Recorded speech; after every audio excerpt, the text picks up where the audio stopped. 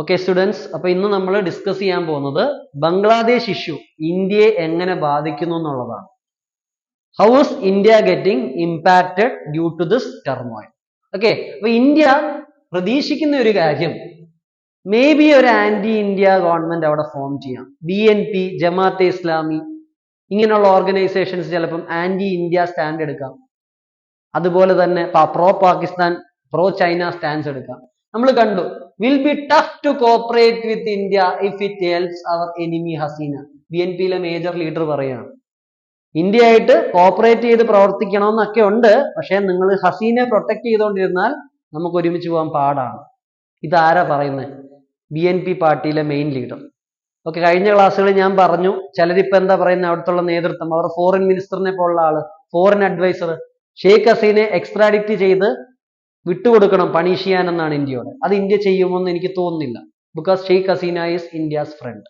Okay, അപ്പൊ നമുക്ക് മുമ്പോട്ട് പോകും. ഇനി ഇത് നോക്കിയേ, ഇന്ത്യ നേരിടാൻ പോകുന്ന അടുത്ത ഏറ്റവും വലിയ പ്രശ്നം നിങ്ങളൊന്ന് ഗസ് ചെയ്തേ. There is A chance of huge migration. 71 ഉള്ളതുപോലെ അല്ലെങ്കിലും ബംഗ്ലാദേശിൽ നിന്ന് ഒരു മൈഗ്രേഷൻ സാധ്യതയുണ്ട്. കാരണം ഹിന്ദുസ് ആർ ഗെറ്റിംഗ് അറ്റാക്ട്. ഇത് വെറുതെ ഞാൻ പറയുന്നതല്ല, ബംഗ്ലാദേശി മീഡിയ പറയുന്നു, ഇന്ത്യൻ മീഡിയ പറയുന്നു, വെസ്റ്റേൺ മീഡിയ പറയുന്നു, യൂറോപ്യൻ കമ്മീഷൻ പറയുന്നു, യുണൈറ്റഡ് നേഷൻസ് പറയുന്നു. ഓക്കെ, പല രാജ്യങ്ങളും ഇത് കൺഫേം ചെയ്യുന്നു. ഹ്യൂമൻ റൈറ്റ്സ് ഓർഗനൈസേഷൻ കൺഫേം ചെയ്യുന്ന കാര്യമാണ്. ഓക്കെ, അപ്പൊ ഒരു മൈഗ്രേഷൻ ഉള്ള കാര്യമുണ്ട്. അപ്പൊ BJPയിലെ ഒരു ലീഡർ പറയുന്ന ഒരു കാര്യം, CAA ഇമ്പോർട്ടന്റ് ആയിരുന്നു, നിങ്ങൾ കണ്ടില്ലേ, CAAക്ക് ഒരു ആവശ്യകത ഇല്ലേ, ഇന്ത്യൻ ഹിന്ദുസ് പെർസിക്യൂട്ടഡ് ആവുന്നില്ലേ? അപ്പൊ CAAയുടെ വാദത്തെ ഒന്ന് സ്ട്രോങ് ആക്കാൻ ആര് ശ്രമിക്കുന്നുണ്ട്? BJP ലീഡർഷിപ്പ് ശ്രമിക്കുന്നുണ്ട്. ഇദ്ദേഹം പറയുന്നത് ഈ മൈഗ്രൻസിനൊക്കെ CAA സഹിതം CAAക്കകത്ത് ഉൾപ്പെടുത്താനാണ്. CAA എന്ന് പറഞ്ഞാൽ സിറ്റിസൺഷിപ്പ് അമെൻമെന്റ് ആക്ട്. പക്ഷെ അതിലൊരു പ്രശ്നമുണ്ട്, അത് ലീഗലി പോസിബിൾ അല്ല. കാരണം 2014 ശേഷം വന്നവർക്കൊന്നും CAA ആപ്ലിക്കബിൾ അല്ല. പക്ഷെ ഇദ്ദേഹം പറയുന്ന ഒരു കാര്യമുണ്ട്, ഏകദേശം 1 കോടി ഹിന്ദുക്കള്, Hindu migrants, Hindu persecuted minority ഇന്ത്യയിലേക്ക് കയറാൻ സാധ്യതയുണ്ടെന്ന്. പക്ഷെ നമ്മൾ പെട്ടെന്ന് ഇദ്ദേഹത്തിന്റെ വാദത്തെ അങ്ങ് തള്ളിക്കളയണ്ട. കാരണം നമ്മൾ കണ്ടു, ബംഗ്ലാദേശിൽ 1,31,00,000 ഹിന്ദുക്കളുണ്ട്. അപ്പൊ ഈ സ്കെയില് വന്നില്ലെങ്കിലും ഒരു മൈഗ്രേഷൻ ഉള്ള സാധ്യതയുണ്ട്.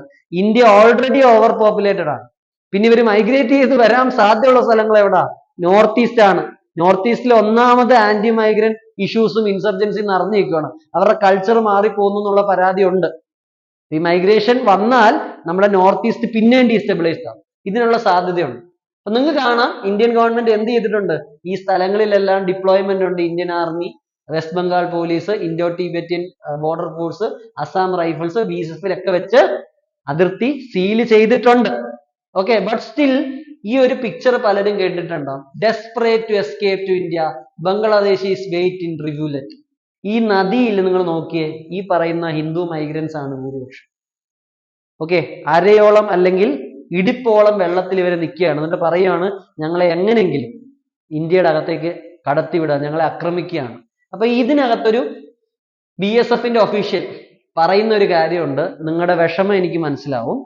ഇദ്ദേഹത്തെ വളരെയധികം ആർമിയും ഗവൺമെന്റും ഒക്കെ എന്താ പറയുക, ഇദ്ദേഹത്തിന്റെ ഒരു ആക്ടിവിറ്റിയെ, മെറിറ്റിനെ സപ്പോർട്ട് ചെയ്തു. ഇദ്ദേഹം പറഞ്ഞെന്ന് പറഞ്ഞാൽ, നിങ്ങളുടെ പ്രശ്നമെല്ലാം ഞങ്ങൾക്ക് മനസ്സിലാവുന്നുണ്ട്, പക്ഷേ നിങ്ങളെ തൽക്കാലം ഞങ്ങൾക്ക് ഇന്ത്യയുടെ അകത്തോട്ട് എടുക്കാൻ പറ്റില്ല. നിങ്ങളുടെ ഓഫീസേഴ്സുമായിട്ട് ഞങ്ങൾ സംസാരിച്ചിട്ടുണ്ട്, തൽക്കാലം നിങ്ങൾ മടങ്ങിപ്പോകണം. പക്ഷെ ഇവരുടെ മനസ്സിൽ ഈ പറയുന്ന ഹിന്ദു മൈഗ്രൻസിനെ കയറ്റിവിടണമെന്നുണ്ടാവും. പക്ഷെ നമ്മുടെ ഗവൺമെന്റ് അത് അലോ ചെയ്യുന്നില്ല, നമ്മുടെ റൂൾസ് അത് അലോ ചെയ്യുന്നില്ല. ഓക്കെ, ഇപ്പൊ ഫ്യൂച്ചറിൽ നമുക്ക് ഈ മൈഗ്രന്റ് ക്രൈസിസ് കാണാം. ഓക്കെ, അപ്പൊ ഇത് മാത്രമല്ല എക്സാമ്പിൾ. ഇവിടെ നിങ്ങൾ നോക്കിയേ, BSF sense back 1000 men, mostly Hindus, at India Bangladesh border in Cooch Bihar. അപ്പൊ കൂച്ച് ബിഹാറിലും ഇതുപോലെ മൈഗ്രൻസ് വരികയാണ്, ഇന്ത്യ കയറാൻ പറ്റുമെന്ന് ശ്രമിക്കുന്നു. ഇന്ത്യൻ BSF തിരിച്ചു. മൈഗ്രേഷൻ ക്രൈസിസ് പോസിബിൾ ആണ്, അത് തുടങ്ങുകയും ചെയ്തിട്ടുണ്ട്. ഇത് ഇന്ത്യയിൽ ഒരു വലിയ പ്രശ്നമാണ്. കാരണം ഞാൻ പറഞ്ഞ പോലെ ഇവർ വരാൻ സാധ്യത നോർത്ത് ഈസ്റ്റിലാണ്. നോർത്ത് ഈസ്റ്റിൽ ഓൾറെഡി അവിടെയുള്ള കമ്മ്യൂണിറ്റികൾ പുറത്തുനിന്ന് ആൾക്കാർ വരുന്നതിനെതിരെ പ്രശ്നം ഉണ്ടാക്കുന്നുണ്ട്. അസാമിൽ വലിയ വിപ്ലവം സംഭവിച്ചിട്ടാണ് അസാം അക്കോർഡ് സൈൻ ചെയ്യുകയും പിന്നെ NRC നടക്കുകയും അതിപ്പോ CAAയിലേക്ക് എത്തുകയും ചെയ്യും. This is going to be a problem for India. Okay, ഏറ്റവും വലിയ പ്രശ്നം. പിന്നെ ഇന്ത്യ ബംഗ്ലാദേശുമായിട്ട് സഹകരിക്കുന്ന ട്രേഡിന് സഹകരിക്കുന്നുണ്ട്, അത് ഇമ്പാക്റ്റഡ് ആവാൻ സാധ്യതയുണ്ട്. People to people contact improve ആവാൻ എഫക്റ്റ് ആവാൻ സാധ്യതയുണ്ട്. പിന്നെ നമ്മളൊരു ഫ്രീ ട്രേഡ് അഗ്രിമെന്റ് ശ്രമിക്കുന്നുണ്ട്. ആരുമായിട്ട്? ബംഗ്ലാദേശുമായിട്ട്.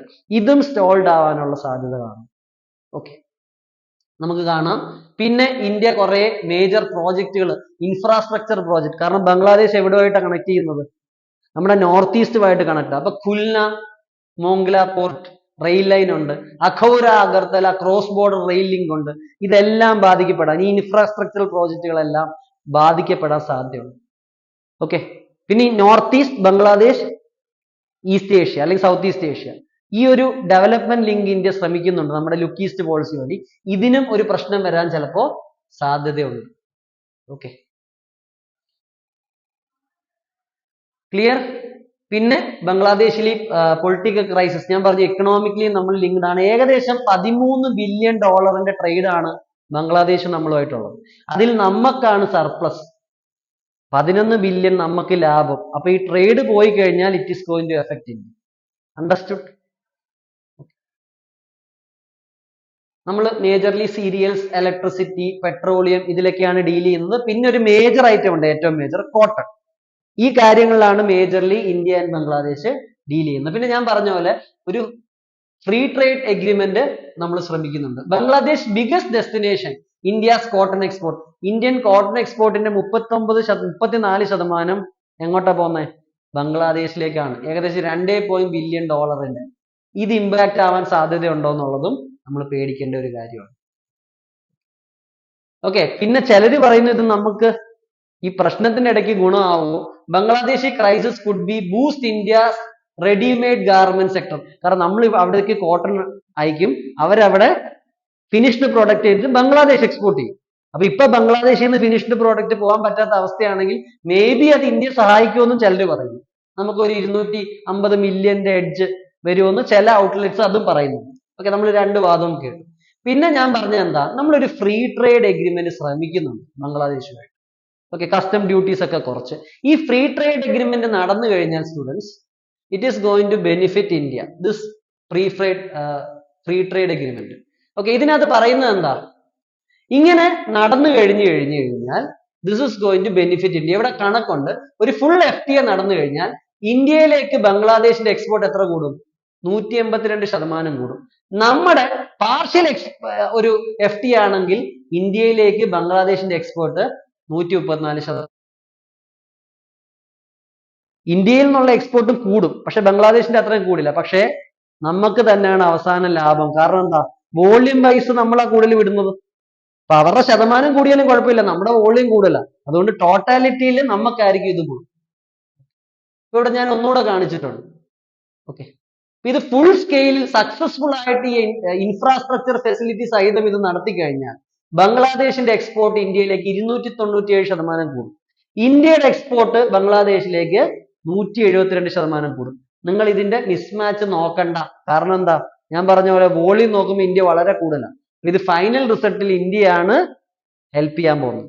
ഓക്കെ, പെർസെന്റേജ് ടേംസിൽ ബംഗ്ലാദേശിന്റെ പെർസെന്റ് കൂടുതലാണെങ്കിലും വോള്യം വെച്ച് നോക്കുമ്പോഴും പൈസ വെച്ച് നോക്കുമ്പോഴും it is going to be benefit for India. ഇത് പിന്നെ ഇന്ത്യൻ ഗവൺമെന്റ് നേരത്തെ ഞാൻ പറയാൻ വിട്ടുപോയതാണ്, $8 ബില്യൺ നമ്മൾ ഇൻഫ്രാസ്ട്രക്ചറിലൊക്കെ ഇൻവെസ്റ്റ് ചെയ്ത് വെച്ചിട്ടുണ്ട്. മിനിസ്ട്രി ഓഫ് എക്സ്റ്റേണൽ അഫയേഴ്സിന്റെ കണക്കനുസരിച്ച് നമ്മൾ മേജർലി എവിടൊക്കെയാ, റോഡിലും റെയിലിലും പോർട്ടിലും ഒക്കെ ഇൻവെസ്റ്റ് ചെയ്തിട്ടുണ്ട്. പോർട്ടിന്റെ എക്സാമ്പിൾ എന്താ സ്റ്റുഡൻസ്? മോംഗ്ല പോർട്ട്. റെയിലിന്റെയോ അഗർത്തല, അഖോറ, ഇതിലെല്ലാം നമ്മൾ ഇൻവെസ്റ്റ് ചെയ്തിട്ടുണ്ട്. ഇതിലൊക്കെ ഒരു പ്രശ്നം വരുമെന്നാണ് നമ്മുടെ ഭയം. ഇനി ഇവിടെ ഒരു സംഭവം സംഭവിച്ചു. ഇവിടെ ഒരു പവർ പ്ലാന്റ് ഉണ്ട്. ഇത് ജാർഖണ്ഡിലുള്ള അദാനി പവർ പ്ലാന്റ് ആണ്.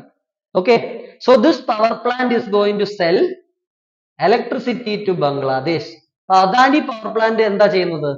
ബംഗ്ലാദേശിലേക്ക് ഇലക്ട്രിസിറ്റി വിൽക്കുകയാണ്. ഇനി ഇന്ത്യയിൽ ഇങ്ങനെ ഒറ്റ ഒരു പവർ പ്ലാന്റേ ഉള്ളൂ. ഇതിന്റെ പ്രത്യേകത എന്താ?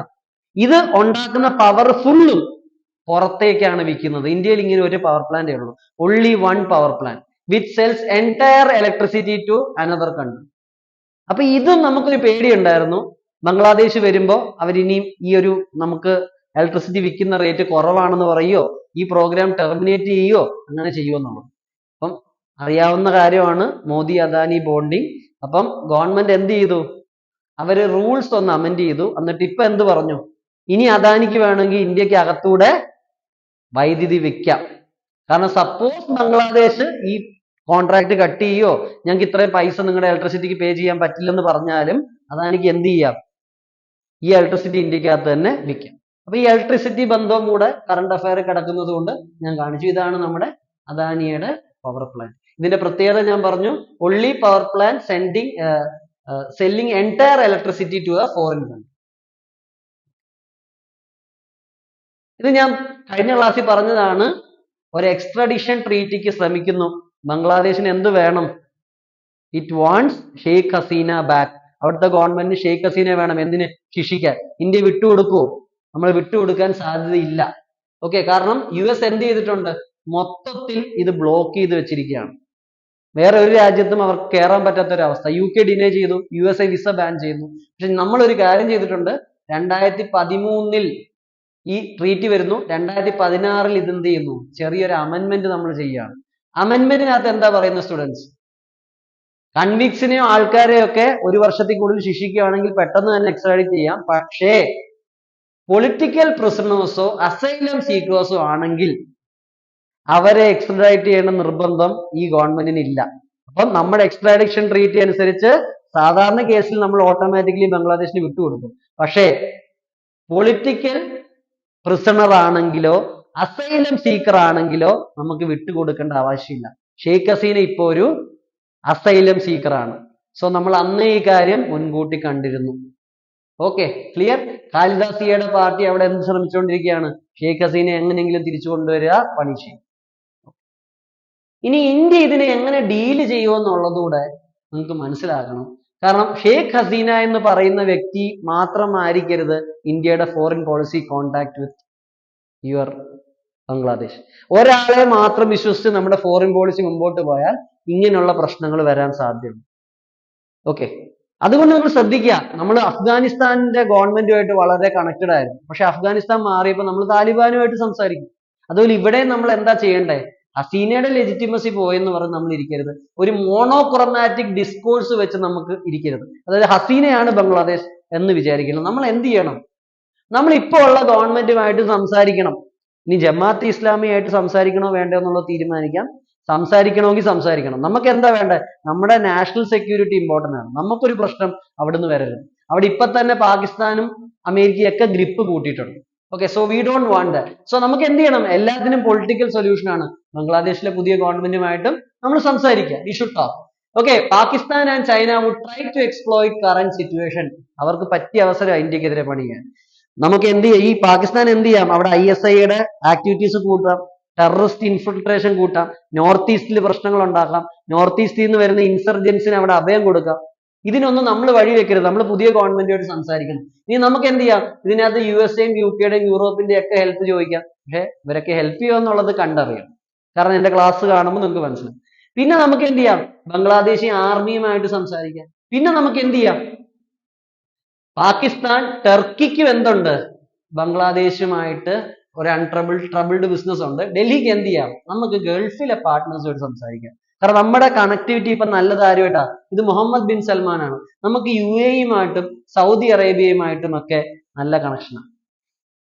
പിന്നെ മുസ്ലിം വേൾഡിന്റെ ഇപ്പോഴും ഇൻഡയറക്ട് ഹെഡ് ഇപ്പോഴും ആരാ? സൗദി തന്നെയാണ്. അപ്പൊ UAE-യും സൗദിയെയും ഒക്കെ ഉപയോഗിക്കാം നമുക്ക് ആരുമായിട്ട് മീഡിയേറ്റ് ചെയ്യാൻ? ബംഗ്ലാദേശുമായിട്ട് മീഡിയേറ്റ് ചെയ്യാൻ. അപ്പൊ നമ്മുടെ സൊല്യൂഷൻ എന്താ? Have a good relation with the new government too. സംസാരിക്കാതിരുന്നിട്ട് കാര്യമില്ല. ഓക്കെ, അപ്പൊ ടോക്ക് ലീഡ്സ് ടു റിസൾട്ട്. അപ്പൊ നല്ലത് സംഭവിക്കട്ടെ എന്ന് പ്രതീക്ഷിക്കാം. Thank you.